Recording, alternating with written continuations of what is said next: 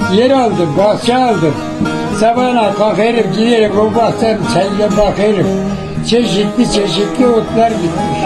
Dedim ki doyamadım bahçemdeki gülüme. Kıyamazdım ben kendimi ölüme. Beden bitmiş. Geçemezdim önüne. Giderim dünyadan menşere kadar. Giderim kahvelere katıldım. Çoban olup sürülere katıldım. İhtiyar çağımda ucuz satıldım. Geçedim giderim menşere kadar.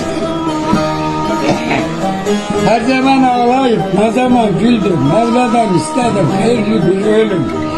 Yuvada bıraktım yaşlı bir kadın. Göç ettim giderim menşere kadar. Bugün benim Selam alıp defterimi yazarım. Bizim tutsa bir yerleri gezerim. Hak demişse senin yerin mezarı.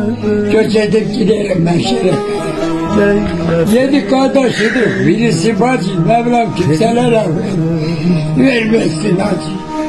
Aradım bulunmaz, yara milleti göç ettim giderim menşere kadar.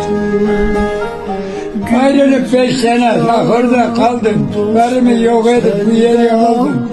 Yanarım yerlerim menşe, ecel oku millete kaldım.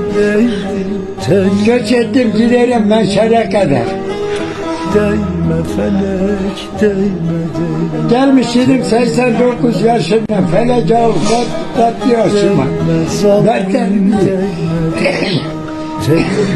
yazım, mezar taşına göç ettim giderim menşere. Cipşikler ki eselden aşığım Elif'e baya. Ben neye gelmişim fani dünyaya. Nasıl aldanmışım yalan dünyaya. Göç edip giderim menşere kadar.